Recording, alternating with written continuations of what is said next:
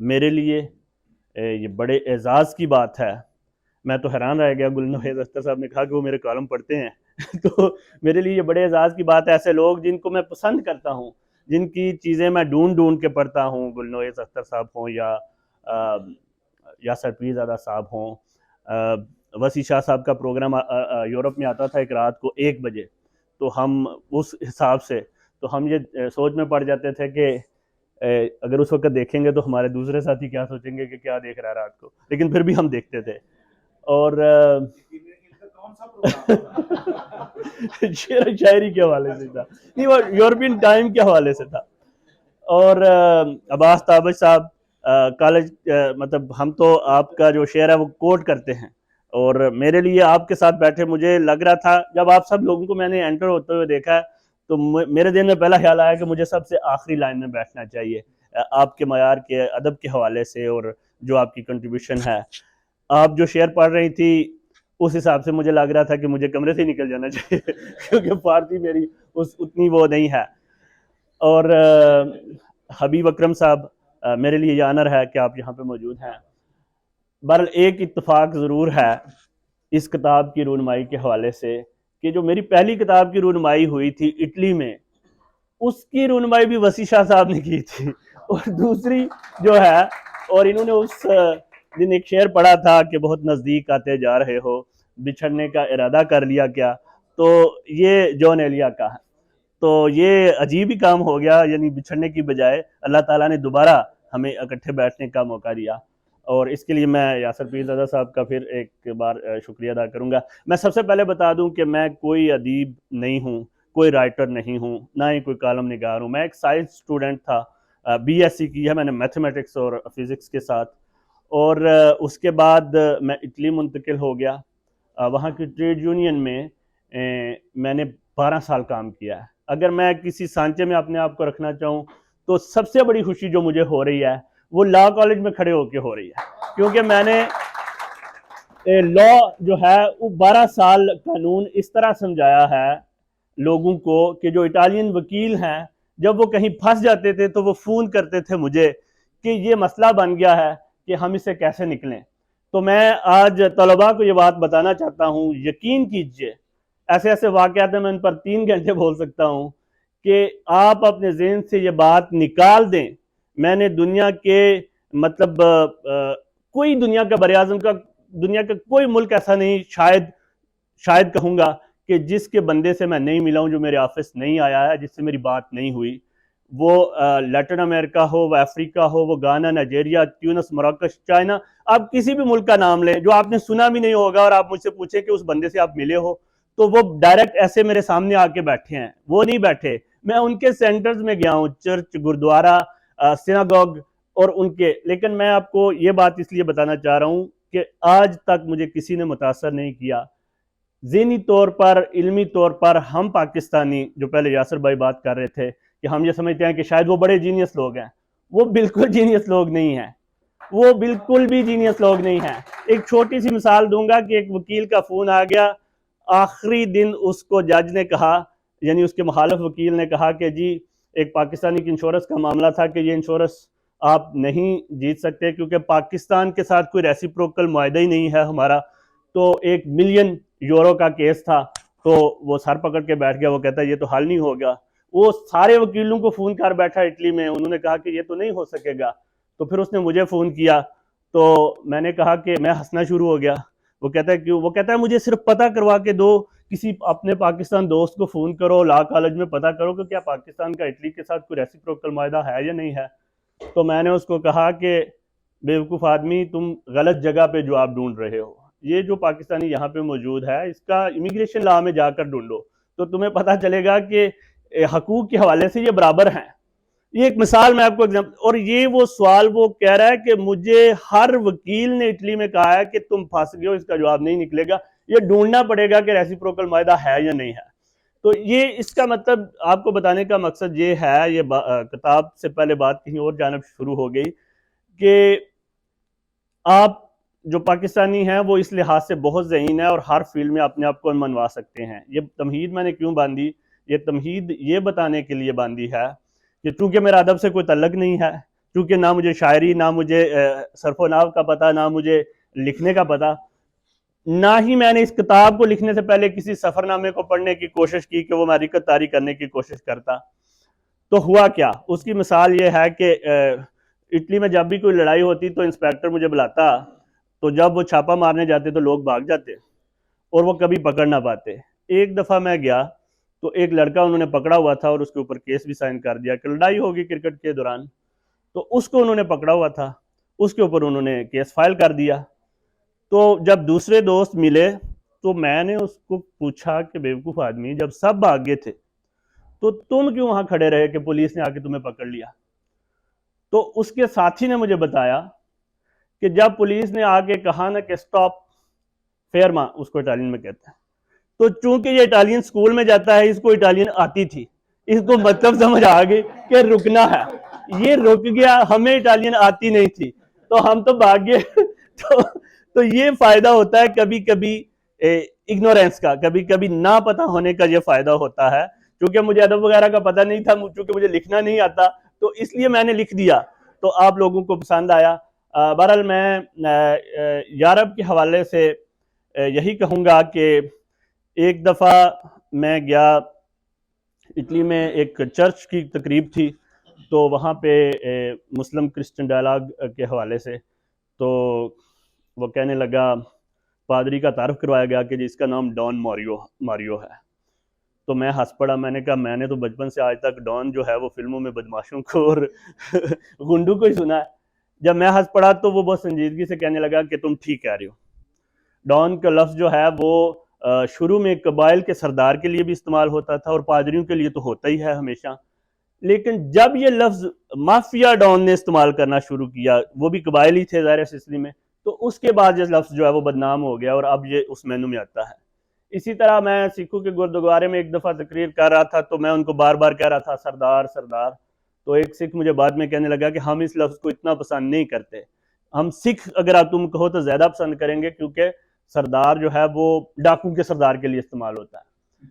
بدقسمتی سے آج یہ ٹائم آ گیا ہے کہ یہ جو اتنا پیارا لفظ ہے حاجی، جو اتنا مطلب معتبر لفظ سمجھا جاتا تھا اور ایک سعادت سمجھی جاتی تھی، وہ بھی کوئی مطلب اس معنوں میں نہیں آ رہا، وہ دوسرے معنوں میں آنا شروع ہو گیا ہے. اور اس کتاب میں جو واقعات میرے ساتھ ہوئے، میں سمجھتا ہوں میں نے اس کو ڈیفینڈ کرنے کی کوشش نہیں کی، لیکن میں سمجھتا ہوں کہ اگر وہ واقعات میرے ساتھ نہ ہوتے تو میں اپنے کھوئے ہوئے خدا کو نہ پا سکتا. اس کی وجہ یہ ہے کہ 12 سال جب آپ ٹریڈ یونین میں کام کرتے ہیں، جب آپ ہاف کامریڈ بن چکے ہیں، آپ کو ہر روز آپ چائے کے کپ پہ بیٹھے ہوئے ہیں یا آپ دفتر میں بیٹھے ہوئے ہیں، تو بات یہ ہوتی ہے کہ خدا کا وجود تو ہے ہی نہیں. خدا تو اب افریقہ کے ممالک کا مسئلہ رہ گیا ہے، غریب ملکوں کا مسئلہ رہ گیا ہے جہاں پہ غربت ہے. آپ لوگوں کا مسئلہ ہے، ہمارا مسئلہ نہیں ہے. آپ اپنے ملک کا نظام ٹھیک کر لیں، آپ کو خدا کی ضرورت نہیں رہے گی. اور اس کے بعد جو ہے وہ آپ تو اس کا اثر ہوتا ہے، یہ نہیں ہوتا کہ اثر نہیں ہوتا، اثر تو ہوا تھا، یعنی آپ کے اندر بنیاد تو موجود تھی اسلام کی حرارت اور سارا کوئی مسلمان ہونے کا. لیکن یہ سوال کبھی کبھی انسان کے ذہن میں آتا ہے کہ کیا واقعی آخر ان کی بھی تو ایک اتنی بڑی آئیڈیالوجی ہے، اس کے بارے میں سوچنا چاہیے. تو شاید خدا یہ چاہتا تھا کہ میرے ساتھ ایسا ہو اور بار بار ہو. اور جب آپ اس کتاب کو پڑھیں گے تو آپ کو پتہ چلے گا کہ مکہ میں مسجد الحرام کے سامنے کھڑے ہو کے وہ مجھے مینار نظر آ رہے ہیں، لوگ احرام باندھے ہوئے اس کے اندر داخل ہوتے نظر آ رہے ہیں، لیکن اس وقت بھی مجھے یہ یقین نہیں تھا کہ یہ مجھے وہ جو کلائی بند ہے ریسٹ بینڈ وہ مجھے دیں گے. مجھے نہیں تھا یقین، مجھے لگتا تھا کہ ابھی بھی وہ مجھے کہیں گے کہ بھائی تم آ کیسے گئے یہاں پہ، کیونکہ اس کے فراڈ کے بعد میں خود وہاں پہ پہنچ رہا تھا.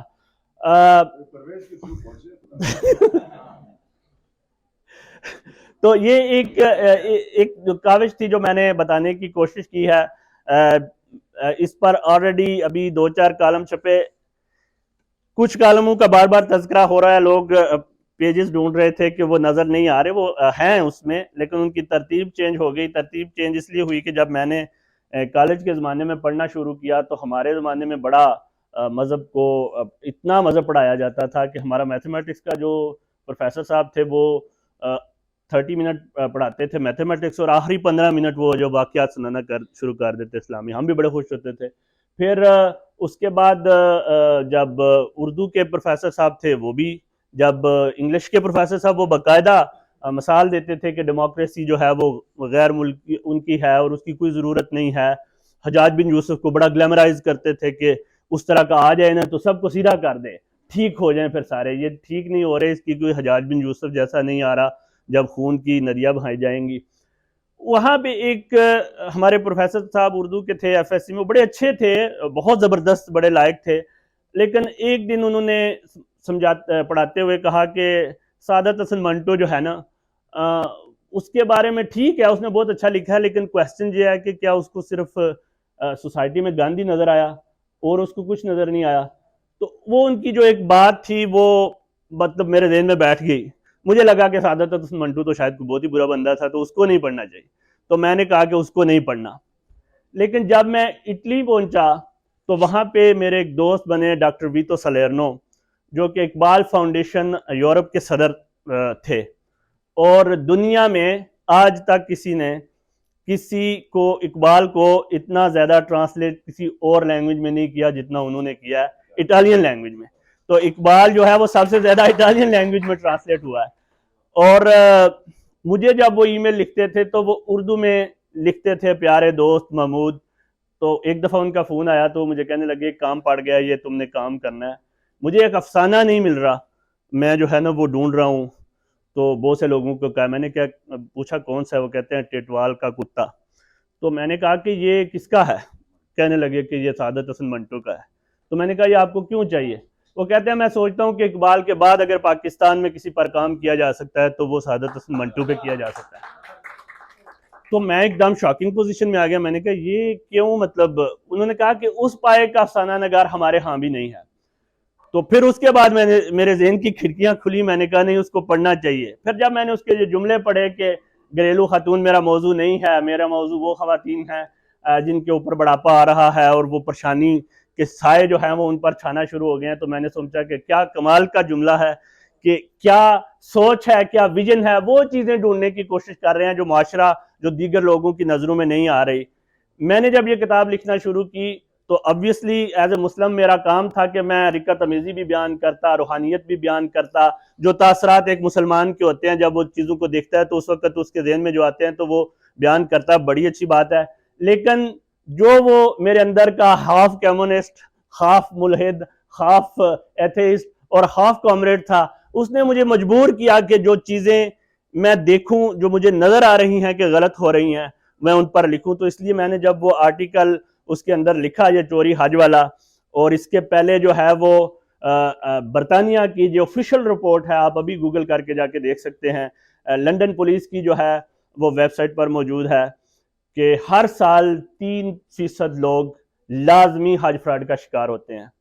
اور مجھے یہ لگا کہ شاید اللہ تعالیٰ نے مجھے اسی لیے ان 3% میں ڈالا کہ اگر میں نہ اس کا شکار ہوتا تو میں کبھی لکھ نہ سکتا کہ کس قسم کے فراڈ ہوتے ہیں، کس طرح لوگوں کی جو وعدہ ان سے کیا جاتا ہے وہ وہاں پہ نہیں ہوتا، ٹیکنیکل فراڈ کیا ہوتا ہے، قربانی کو کس طرح چھپایا جاتا ہے، ہوٹلوں کو کس طرح جو ہے وہ پرانی بلڈنگز کو لے کے ہوٹل بنایا جاتا ہے.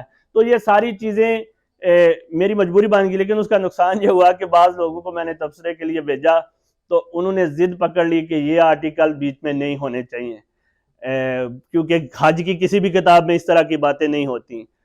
یہ اگر بیچ میں شامل رہے تو اس کا مطلب ہے کہ تم جو ہے وہ غلطی کر رہے ہو، لوگوں پر اچھا تاثر نہیں جائے گا. ایک روحانیت کا، ایک جگہ تم مدینے کا سفر اور میں نمدیدہ لکھ رہے ہو، ایک جگہ تم لکھ رہے ہو کہ خانہ کعبہ کی زیارت کے ٹائم آپ کے یہ احساسات ہونے چاہیے، ایک جگہ تم لکھ رہے ہو کہ حجر اسود کو اس طرح کرنا چاہیے، دوسری جانب تم بیچ میں اپنی جو ہے وہ اس کو بھی ڈالنے کی کوشش کر رہے ہو.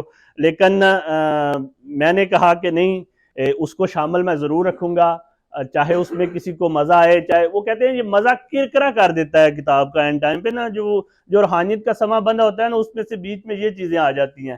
لیکن میں نے اس کو نہیں نکالا. اللہ کرے میری یہ کاوش جو ہے وہ آپ کو پسند آئے، جو مختلف قسم کا ویژن ہے، جو سوچنے کا انداز ہے، وہ آپ کو شاید اس حوالے سے پسند آ جائے.